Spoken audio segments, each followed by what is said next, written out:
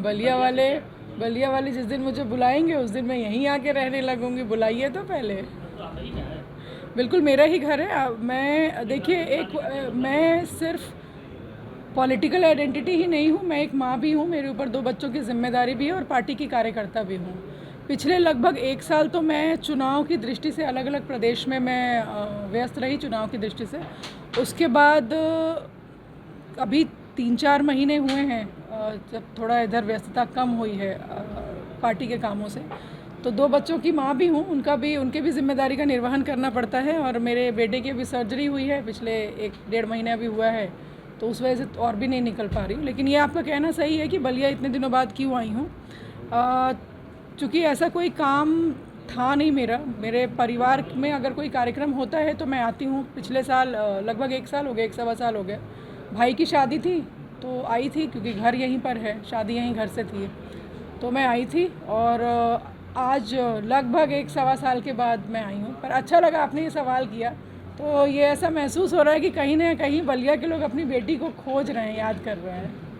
Party की कार्यकर्ता हूँ, मैं भारतीय जनता पार्टी की कार्यकर्ता हूँ, और जब तक पार्टी का निर्देश नहीं होगा मैं किसी पर्टिकुलर सीट बलिया या किसी और सीट की विषय में बात नहीं कर रही हूँ। मैं पूरे उत्तर प्रदेश की बात कर रही हूँ कि अगर पार्टी कहेगी कि चुनाव लड़ना है तो लड़ूंगी, पार्टी कहेगी कि नहीं लड़ना है तो नहीं लड़ूंगी। बलिया से पार्टी कहेगी चुनाव लड़ने के लिए तो बिल्कुल लड़ेंगे, चूँकि पार्टी के कार्यकर्ता हैं, कर्मठ कार्यकर्ता हैं, तो पार्टी जो कहेगी वो करेंगे।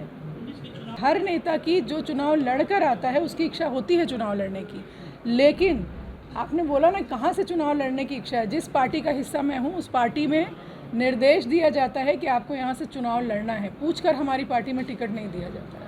किसी भी व्यक्ति विशेष को कि कौन मजबूत है कौन कमज़ोर है, मुझे लगता है कि अगर कोई भी व्यक्ति, अगर आप किसी भी व्यक्ति विशेष के विषय में ये सोच रहे हों कि बीजेपी में इनका चेहरा है, तो मुझे लगता है कि हमारा चेहरा कमल का फूल है, हमारा चेहरा मोदी जी हैं, हमारा चेहरा अमित शाह जी हैं, हमारा चेहरा नड्डा जी हैं, हमारा चेहरा योगी जी हैं, हमारा चेहरा हमारे प्रदेश अध्यक्ष हैं। मुझे नहीं लगता है कि 2017 में अगर स्वाति सिंह चुनाव लड़ी तो वो अपने चेहरे पर जीती हैं। मैं माननीय प्रधानमंत्री जी के चेहरे पर जीती हूँ, मैं कमल के फूल के चेहरे पर जीती हूँ और लोगों के सहयोग से जीती हूँ। अगर लोगों ने मुझे वोट दिया, मुझे जिताया, तो मैं शायद सदन में बैठने के लायक हुई थी और मैं मंत्री बनी थी। मेरे पार्टी ने आशीर्वाद दिया, पार्टी का सहयोग था। वरना आज अगर मैं इस बात का घमंड करूं कि मैं बहुत ताकतवर थी कभी, तो शायद ये गलत होगा। ये मेरा मानना है, मैं अपनी सोच बता रही हूँ, मुझे दूसरों की सोच के भविष्य में पता नहीं है।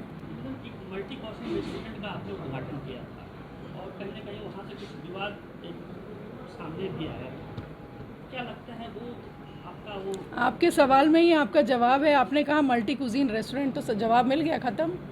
तो इसका मतलब कि कहीं ना कहीं उसको ज़बरदस्ती बियर बार बताया गया।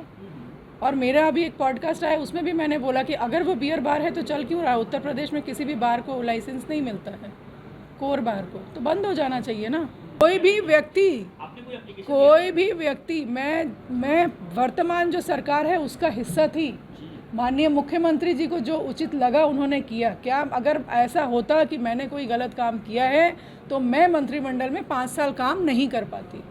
वही जांच थी, वही जांच रिपोर्ट थी, मैंने बहुत अच्छे से काम किया। मेरे माननीय मुख्यमंत्री जी ने कभी सवाल नहीं किया, मुझे संगठन से कभी इस तरह के सवाल नहीं हुए कि तुमने जा कर के क्या गलत कर दिया, क्या सही कर दिया। जो जांच करानी थी माननीय मुख्यमंत्री जी ने ज़रूर कराया होगा, उसमें उन्होंने मुझे सही पाया होगा, तभी 5 साल में मंत्री बन के काम मैंने किया उत्तर प्रदेश में। मौका मिलेगा तो पूरे उत्तर प्रदेश में कहीं से चुनाव लड़ेंगे।